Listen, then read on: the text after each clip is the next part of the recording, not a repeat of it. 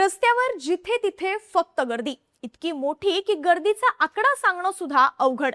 पण ड्रोन फुटेजवरून गर्दीचा आकडा साधारण 60 ते 70 हजाराच्या घरात असल्याचा अंदाज आहे. ही गर्दी होती दिल्लीतल्या कॉकरोच जनता पार्टीच्या आंदोलकांची. 20 जुलैच्या दिवसभर कॉकरोच जनता पार्टीच्या आंदोलनाची अख्ख्या देशभरात मोठी चर्चा होती. सोमवारी संसदेच्या पावसाळी अधिवेशनाचा सुद्धा पहिलाच दिवस असल्यानं संसद भवनात पंतप्रधान नरेंद्र मोदींपासून सगळे खासदार हे उपस्थित होते. सोमवारी सकाळी अधिवेशन सुरू व्हायच्या आधी मोदींनी भाषण केलं, पण या भाषणात त्यांनी या आंदोलनाचा कुठेच उल्लेख केला नाही. पण त्यानंतर संसदेत नीट पेपर फुटीच्या मुद्द्यावरून विरोधकांनी जोरदार गदारोळ केला. यामुळे संसदेची दोन्हीही सभागृह अनेक वेळा तहकूब करावी लागली. पण गेले 30 दिवस सीजेपी आणि सोनम वांगचुक यांचं हे आंदोलन दिल्लीच्या जंतर मंतरवर सुरू आहे. सुरुवातीला हे आंदोलन कुठेच चर्चेत नव्हतं, पण सोनम वांगचुक यांचं हे उपोषण, दिल्ली पोलिसांचं त्यांना जबरदस्तीनं घेऊन जाणं, यामुळे आंदोलनाला देशव्यापी स्वरूप मिळालं. इतके दिवस या आंदोलनाची दखल न घेणाऱ्या सरकारने आंदोलकांशी चर्चा करण्याची तयारी दाखवली. तर शिक्षण मंत्री धर्मेंद्र प्रधान यांच्या राजीनाम्याची ठामपणे मागणी करणाऱ्या सोनम वांगचुक यांनी आपली मागणी थोडी शिथिल केल्याचं सुद्धा सोमवारी पाहायला मिळालं.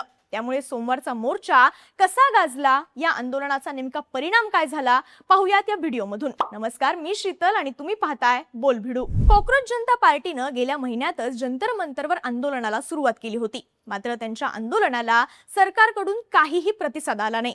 त्यानंतर सोनम वांगचुक यांनी उपोषणाला सुरुवात केली, पण त्यांचीही दखल सरकारनं घेतली नाही.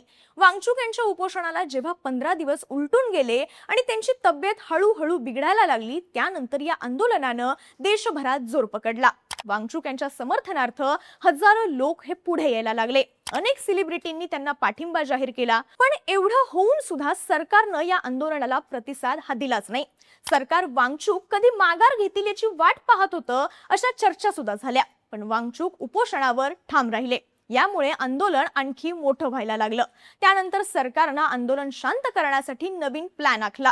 हा प्लॅन होता जंतर मंतरवर उपोषण करत असलेल्या सोनम वांगचुक यांना हटवायचा.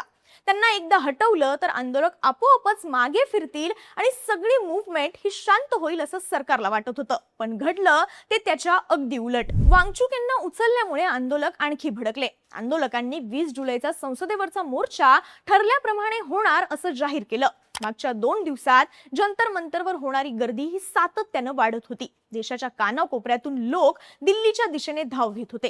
रविवारी संध्याकाळपर्यंत सरकारच्या लक्षात आलं की सोमवारी काहीतरी मोठं होऊ शकतं. त्यानंतर सरकारने सोमवारचा मोर्चा रोखण्यासाठी हालचाली सुरू केल्या. रात्रीतून जंतर मंतरवर अचानक पोलिसांची हालचाल वाढली. जंतर मंतरवर RAFचे जवान हे तैनात करण्यात आले. जंतर मंतरच्या सर्व एंट्री आणि एक्झिट पॉइंट्सवर बॅरिकेड्स हे लावण्यात आले. पण हे सगळं करेपर्यंत फार उशीर झाला होता, याची प्रचिती सोमवारी आली. सोमवारी दिल्लीच्या रस्त्यांवर जी परिस्थिती निर्माण झाली, त्यानंतर सरकारला कॉकरोच जनता पार्टीशी चर्चा करणं हे भागच पडलं. सरकारकडून केंद्रीय मंत्री JP नड्डा यांनी आंदोलकांशी संपर्क साधला. त्यानंतर सीजेपीचे प्रवक्ते सौरव दास आणि आशुतोष रांका यांनी नड्डा यांची भेट घेतली. नड्डांनी त्यांच्या मागण्या ऐकून योग्य पातळीवर चर्चा करण्याचं आश्वासन दिलं. आता समजा सरकारनं ही चर्चा आधीच केली असती, सोनम वांगचुक यांनी उपोषण सुरू केल्यानंतरच त्याची दखल घेतली असती, तर ही सगळी परिस्थिती निर्माणच झाली नसती. पण सरकारनं आंदोलकांच्या मागण्या ऐकण्यासाठी संसदेवरचा मोर्चा होईपर्यंत वाट का पाहिली, असे प्रश्न आता विचारले जात आहेत. इथे सरकारची या आंदोलनाचा अंदाज घेण्यात चूक झाली असं आता म्हटलं जात आहे. आता हे झालं सरकारच्या बाबतीत. पण सोमवारी सकाळी या आंदोलनाचा प्रमुख चेहरा असलेले सोनम वांगचुक यांनी सुद्धा आपण उपोषण सोडायला तयार आहोत, पण त्यासाठी आपल्या 3 अटी असल्याचं सांगितलं. यामुळे आंदोलकांमध्ये मोठा संभ्रम निर्माण होईल असं म्हटलं जात होतं. कारण हा मोर्चा यशस्वी करण्याचं आवाहन सोनम वांगचुक यांनी अगदी हॉस्पिटलमधून सुद्धा केलं होतं. त्यामुळे मोर्चाच्या दिवशी सकाळी 6 वाजताच वांगचुक यांनी आपला पवित्रा मवाळ केला का, या चर्चांना सुरुवात झाली होती. त्यात कॉकरोच जनता पार्टीच्या प्रवक्त्यांनी सुद्धा आपण सरकारसोबत चर्चा करण्यासाठी तयार असल्याचं सांगितलं. तर दुसरीकडे गेल्या 3 दिवसांपासून उपोषणाला बसलेल्या अभिजित दिपके यांनी सुद्धा आपलं उपोषण सोडलं. त्यामुळे या मोर्चाची हवा निघाली का, हे आंदोलन दिशाहीन झालं का, अशा चर्चा व्हायला लागल्या होत्या. पण या सगळ्याचा आंदोलनावर कोणताही परिणाम झाला नसल्याचं दिसलं. उलट आंदोलक आक्रमक झाल्यामुळे पोलिसांना बळाचा वापर करावा लागला। याने आंदोलन जास्तच पेटलं। यात अनेक पोलीस आणि आंदोलक सुद्धा जखमी झाले। अभिजित दिपकेंनी या आंदोलनाचं पुढे नेतृत्व केलं, पण कुठल्याही परिस्थितीत धर्मेंद्र प्रधान यांच्या राजीनाम्यावर तडजोड नाही अशी ठाम भूमिका घेतलेल्या सोनम वांगचुक यांनी 3 अटी ठेवल्या। या अटींमध्ये सरकारने शिक्षण व्यवस्थेची जबाबदारी घ्यावी असा उल्लेख होता, पण धर्मेंद्र प्रधान यांच्या राजीनाम्याबद्दल कोणताही उल्लेख त्यांनी केला नाही। तसंच वेगवेगळ्या पक्षांच्या खासदारांनी हा विषय संसदेत मांडावा असं आश्वासन मला द्यावं असं वांगचुक यांनी म्हटलं। त्यामुळे ते माघार घेतायत का अशा चर्चा होतायत। वांगचुक यांच्या या बदललेल्या आणि मवाळ झालेल्या भूमिकेवरून विरोधी पक्षाचे खासदार उपोषणाशिवाय सुद्धा संसदेत प्रश्न विचारू शकले असते। मग 21 दिवसांच्या उपोषणानंतर हे बोलण्याचा अर्थ काय असा सवाल ज्येष्ठ पत्रकार अजित अंजुम यांनी केलाय। तर ज्येष्ठ पत्रकार रवीश कुमार यांनी याबाबत ट्विट करत म्हटलंय की राजकीय नेत्यांनी भेटणं आणि संसद अधिवेशनात चर्चेची मागणी करणं हा वांगचुक यांच्या भूमिकेतला मोठा बदल आहे। सोनम वांगचुक यांनी मंत्र्यांच्या राजीनाम्याची मागणी ही सोडून दिली आहे। हा त्यांच्या एकट्याचा निर्णय आहे की आंदोलनाचा?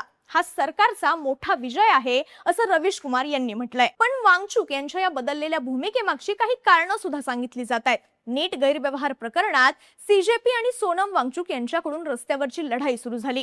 जेव्हा वांगचुक यांनी उपोषणाला सुरुवात केली तेव्हा त्या आंदोलनाकडे विरोधी पक्षांनी सुरुवातीला लक्ष दिलं नाही, पण जसजसे त्यांच्या उपोषणाचे दिवस वाढत गेले, सरकार विरोधात जनतेचा पाठिंबा त्यांना मिळायला लागला, तेव्हा विरोधी पक्षांनी त्यांच्या आंदोलनाला पाठिंबा दिला।